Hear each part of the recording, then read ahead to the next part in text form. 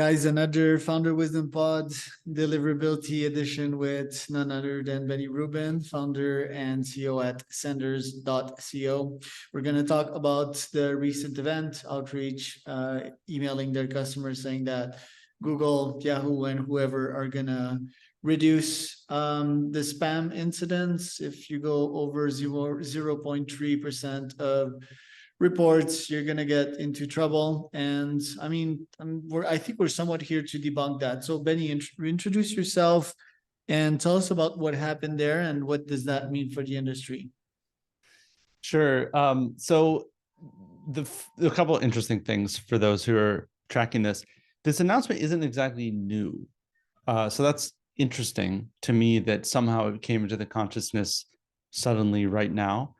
Not only did Google make an announcement that was widely reported, I don't know when it was, a month ago or something, Microsoft also made an announcement right after, and they emailed almost all Outlook customers to let them know. So somehow just when Outreach did this, then everyone was like, oh my gosh, it's real somehow. But on a very basic level, Google basically said, you know, all the things that we've been telling you for years, authenticate your emails with SPF DMARC DKIM. Remember how we've always wanted you to reduce the number of spam reports you have? Well, now we are going to say that you need to do those things. What's most interesting to me is the fact that they rolled this out in a way that made it look like this applies to all senders. I mean, to bulk senders only, 5,000 plus more. And that's what Outreach said. But if you actually read the guidelines, they're very clear that it applies to all senders.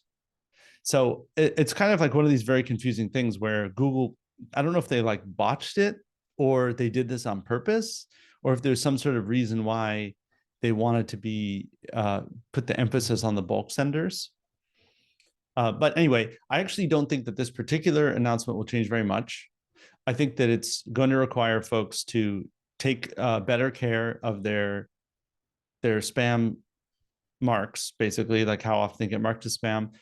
And I think Google really wants you to set up email authentication and use Google Postmaster tool to check to make sure that too many of your emails are going to spam. And that's kind of it.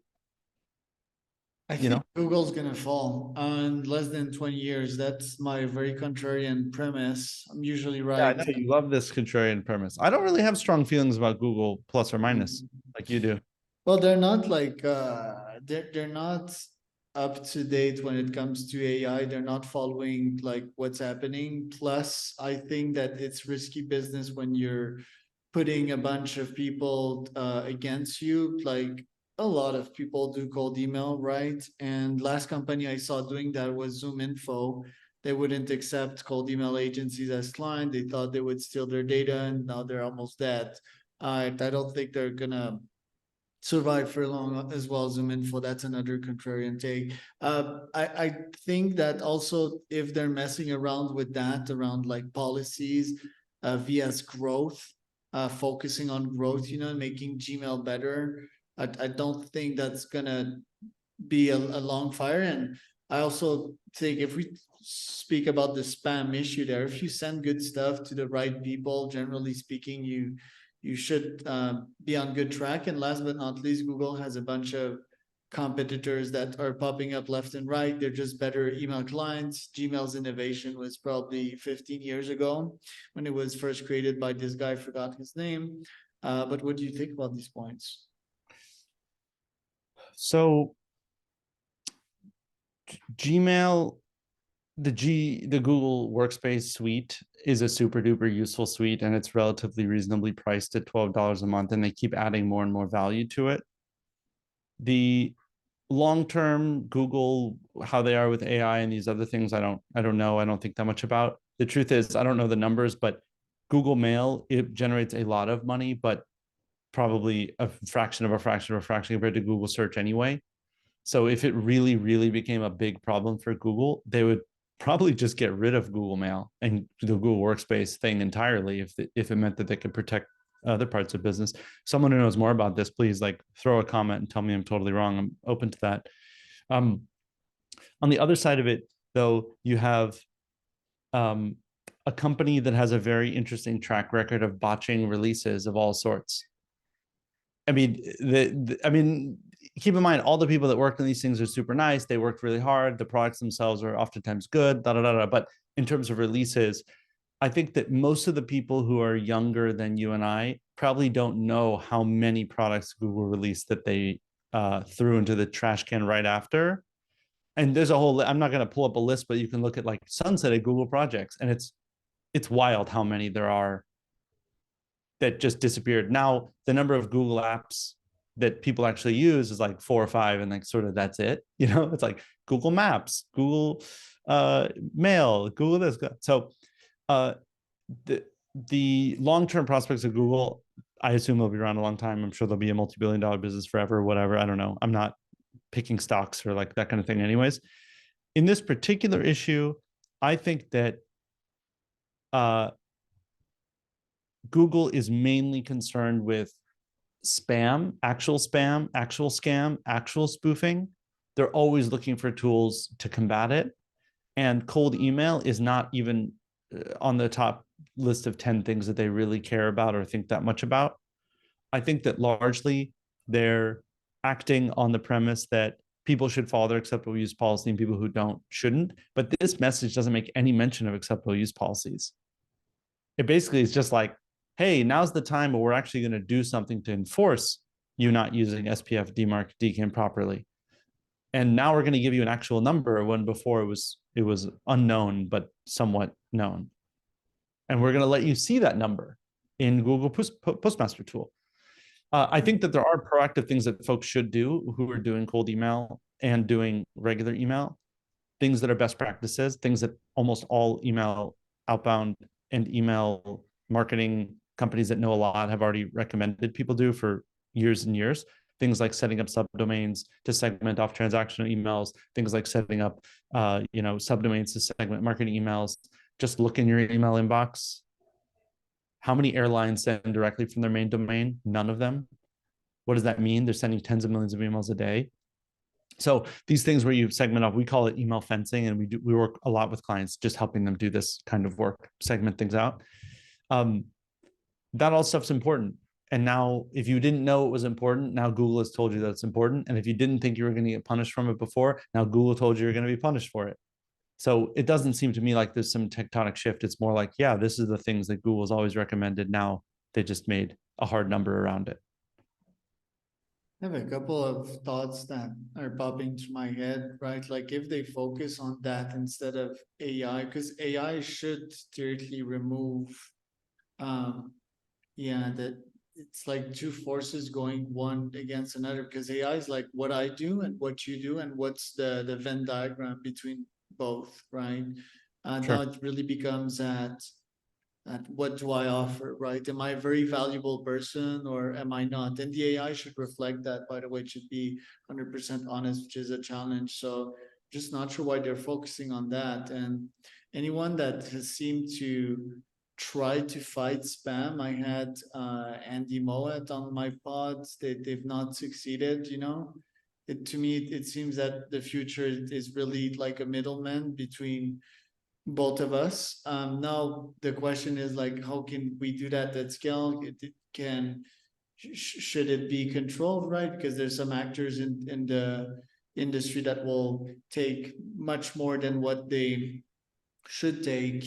So yes, there should be some limits there, but yeah, like you said, Google is sort of clumsy, and there's been multiple scares before, and there's been also like physical effects. I think the first time I had you on my pod, I was like struggling with my deliverability. I had like 20% ish, and it was just because I was sending too much. I don't think I was sending crappy stuff, but yeah, the podcast strategies nowadays, it's like 60-70%. But what do you have to say? Have you A/B tested on AI and the open rate, and does it really reduce the spam reports rate? Have you A/B tested any of that yet? It's actually a really tricky question. I don't know if you're going to like my answer to this. We have clients, because we handle cold email for I don't know, over probably 60, 70 B2B companies. Most of them are very legitimate B2B companies, and we backstop their sending, not so much on the content side or any other side. Some of them absolutely crush it, like just amazing interested reply rates. And we're even to really hard markets, none of them that are really crushing it do advanced things with AI at all. They're not even really why. It's like the same old things matter. If you're a recruiting company doing a recruiting thing, it's going to be really, really hard to get healthy anything. If you're an ad agency that does, but I think it's going to be really hard to do anything. So the more differentiated your emails feel, the more differentiated emails are. Now AI can help with the differentiation, right? You can make an impact with that. Maybe that helps. On the flip side, I worry that as Google and OpenAI and all these companies ramp up their AI detection, they might start to penalize people that use AI in emails because it's easier to socially manipulate someone if you're having a customized email for every single one in like social engineering type experiments. Just like if you use AI a lot and you post that up on Google as SEO, they build tools to detect that and punish you for it. So it's possible that those things will end up hurting. But then again, it seems like almost all reputation goes to the domain level anyway. So if you're a healthy domain, maybe they're going to allow a lot of AI customization, and maybe that AI customization will help connect meaningfully with your prospects. So I'm not convinced either way, although I hear people get really great results from AI enhanced emails, but it hasn't been the thing that's really helped a lot of the companies that we service grow in any meaningful way. I have the same answer as you, it's like product market fit still, the same good old, it's the best offer wins. And oddly enough, I have seen lesser open rates in my AI campaigns. It's simpleton AI, right? It's not like Eric Nowalowski type of clay AI so far, and I may be testing that too. And I also still don't see the net return of my energy spent on AI, like geeking out like Eric would. Eric probably has a huge ROI on that because he's probably the best at it when it comes to clay. But me, I'm still waiting for that easy to But use also keep in tool. mind, Yeah. Charles, one thing you can't forget is that someone like Eric thinks super deeply about the exact target market and how to use the AI in such a way that really deepens the product market fit feeling. Most guys out there who are going to try to do this are going to want to do like a smart one-liner about the city that the company's in. And we know you have experimented with that. I've experimented with that stuff. Oh, Chicago, how's the deep dish? Like that doesn't matter for sales, right? It just like doesn't. So I think that using the idea of pulling real information, weaving that in, making the sentences really clean and clear, and finding a smart way to put it in there, the kind of stuff that Eric do and really smart guys do, that kind of makes sense, and because you're already interested because product market fits there, and they've done a lot of the mental homework for the recipient for you by using AI. That's interesting. That's clever. And I think that that's going to have a lot of interesting there's going to be a lot of interesting stuff moving forward. I think if that stuff really does work, we're going to see most of that stuff move out of the kind of crappy use case that we see now. No offense, not to you, but no offense to the platforms. And it's going to move all the way into the platforms where the ample markets of the world and these guys are going to get even better at being just like enhanced with GPT. And you're not even going to have to do anything clever off platform. It'll already do some of that work for you. They're already experimenting with it, but I'm sure it'll get much more advanced. That is, if we don't find that those emails are punished by recipient servers for being AI enhanced, which it's possible that they will just say it's either written by a human, and if it's written by a robot, we're going to penalize it. And that's that. I certainly see like an AI avatar of a company that starts an AI avatar. Well, sort of a Benny, is he trustful or not? The trust avatar mostly, it would be rated on thousands and thousands of variables. And if you're not on the platform, you're just not to be trusted, right? So yeah, I think that could be a moonshot company. What do you think about it? Well, that's kind of wild. I never thought about that so much. I do think it's pretty wild that email is such an open platform and such a wild network that Google's main obsession is knowing who sent an email. right? Like the whole thing about authenticating things with SPF and DMARC DKIM, people think about it like on the sending side, on the recipient side. Well, I want them to receive my email and put it into the right box. But it's actually the opposite. Basically, what Google's saying is, if you send crap that's spam, we're going to know exactly who you are and stop it. So authentication really goes both ways. And the reason why they need that kind of authentication is if they think that you're a spammer, they want to shut down every instance of you doing that kind of activity, you know? Right, and they're big. What is it, like 15% of folks use Gmail, 25%? I don't know the actual numbers off the top of my head, but it's pretty wild. I think it might even be higher than that, especially in the business world. It's pretty high. Somewhat of a monopoly, but yeah, Ben, thanks for coming today. Where can people find out more about you? They can follow me on LinkedIn if they want to, Benny Rubin. I look exactly like I do there in my photo. You can email me if you want, benny@senders.co. You can come to my website, senders.co.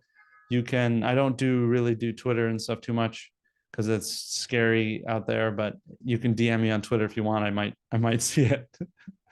I'll get you on Twitter. It's pretty fun. Twitter, as long as you don't care too much of what others say. But yeah, dudes, thanks for adding value, just like always. That was Benny Rubin, everyone.